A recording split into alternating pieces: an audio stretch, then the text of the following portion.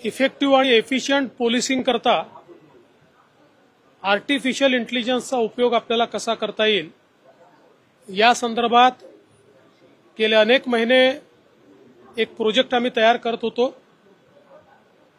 Indian institute of management Nagpur यांच्यासोबत हा project आपण तयार केलेला आहे, ज्यामध्ये एक कंपनी आपण सरकारची तयार केलेली आहे की जी पूर्णपणे आर्टिफिशियल इंटेलिजन्सचा उपयोग हा त्या ठिकाणी लॉ अँड ऑर्डर करता, प्रेडिक्टिव्ह सिच्युएशन्स करता आणि एखादा क्राइम झाला असेल, गुन्हा घडला असेल तर तो गुन्हा सोडवण्याकरता त्या ठिकाणी आपल्याला करता येणार आहे।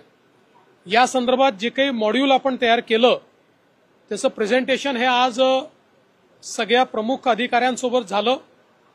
त्यांनी जे काही सजेशन्स दिले आहेत ते सजेशन्स इन्कॉर्पोरेट करून आपण लवकरच हा संपूर्ण जो काही प्रोजेक्ट आहे तो रोल आउट करणार आहोत आणि याच्यामुळे वेगवेगळ्या क्षेत्रांमध्ये म्हणजे कायदा आणि सुव्यवस्थेचं क्षेत्र असेल किंवा एखादा गुन्हा घडल्यानंतर गुन्हेगाराचं अॅनालिसिस असेल, आपल्या सीसीटीव्ही कॅमेऱ्यांचं अॅनालिसिस असेल, एखाद्या ठिकाणी नंबर प्लेट जी काही आहे ती नंबर प्लेट आयडेंटिफाय करणारा कॅमेरा नसला तरी देखील आर्टिफिशियल इंटेलिजन्सचा उपयोग करून आपण ते आयडेंटिफाय करू शकतो। वेगवेगळ्या प्रकारचे जे सायबर क्राइम्स आहेत त्यांच्यामध्ये देखील मोठ्या प्रमाणात जो डेटा अॅनालिसिस करावा लागतो, ज्याला अनेक महिने लागतात, ते काही मिनिटात करण्याची ताकद ही आर्टिफिशियल इंटेलिजन्सची आहे। ती कॅपेबिलिटी आपण बिल्टअप करतो आहोत। यामुळे मोठ्या प्रमाणात क्राइम सॉल्व्हिंग करता आपल्याला त्याचा फायदा होणार आहे। ट्रॅफिक मॅनेजमेंटमध्ये याचा मोठ्या प्रमाणात आपल्याला फायदा जो आहे तो होणार आहे आणि विशेषतः जो काही आपल्याकडे डेटा आहे त्याच्यातल्या यूज केसेसच्या आधारावर आपल्याला ज्या प्रकारचे मॉड्यूल्स तयार करावे लागतात ते मॉड्यूल्स तयार करून एकेका युनिटला देणं आणि सगळ्या युनिट्सला इंटिग्रेट करणं, अशा प्रकारचं काम हे या माध्यमातून होत आहे। आपल्याला कल्पना आहे की देशातलं सगळ्यात आधुनिक सायबर डिटेक्शन सेंटर हे आपण आपलं सुरू केलेलं आहे, जे आता महापीला आपलं लवकरच सुरू होत आहे, जिची जवळपास सगळी आता काम पूर्णत्वाला चाललेलं आहे।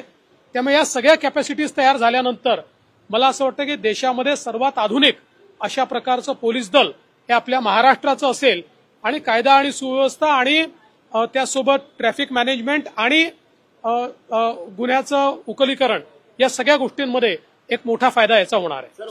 पोलीस भरती संदर्भात महत्वाची माहिती समोर येते। बहुतेक जिल्ह्यांमध्ये जास्त पाऊस आहे, उमेदवारांकडून ही मागणी केली जाते। अमरावतीमध्ये सुद्धा अशी मागणी निघाली की भरती रद्द करावी, नंतर भरती घेण्यात यावी। ज्या ज्या ठिकाणी पाऊस आहे त्या त्या ठिकाणी ज्या काही ग्राउंडच्या चाचण्या त्या पुढे ढकलण्यात आलेल्या आहेत। मुळातच यामध्ये हे करण्याचं कारण असं आहे की आपल्याला कल्पना आहे पुढे पाऊस वाढणार आहे, त्याच्यानंतर आचारसंहिता येणार आहे आणि त्यामुळे मग या चाचण्या जर खूप पुढे गेल्या तर त्याचा मुलांच्या भविष्यावर परिणाम होतो, कारण अनेक लोकांकरता मग ती शेवटची चाचणी ठरते। अनेक लोकांचं वय निघून जातं, अनेक लोकांना सेकंड चान्स मिळत नाही आणि म्हणून ज्या ठिकाणी पाऊस आहे त्या ठिकाणी त्यांना पुढच्या तारखा दिलेल्या आहेत, पण ज्या युनिट्समध्ये पाऊस नाही त्या युनिट्समध्ये ते कंटिन्यू केलेलं आहे। यासोबत अशा देखील सूचना आम्ही दिलेल्या आहेत, कारण मुलं खूप मोठ्या प्रमाणात त्या ठिकाणी चाललेले आहेत। त्या मुलांकरता काही फारशा व्यवस्था त्या ठिकाणी नाहीत। मुलं अनेक वेळा आपल्याला बस स्टँडवर वगैरे देखील झोपलेले त्याला पाहायला मिळतात। त्यामुळे युनिट्सला ते देखील आम्ही सांगितलेलं आहे की तुमच्या वतीनं कुठे मंगल कार्यालयांमध्ये किंवा कुठे जर त्यांची व्यवस्था करता आली तर ती करायचा प्रयत्न करा असंही सांगण्यात आलेलं आहे।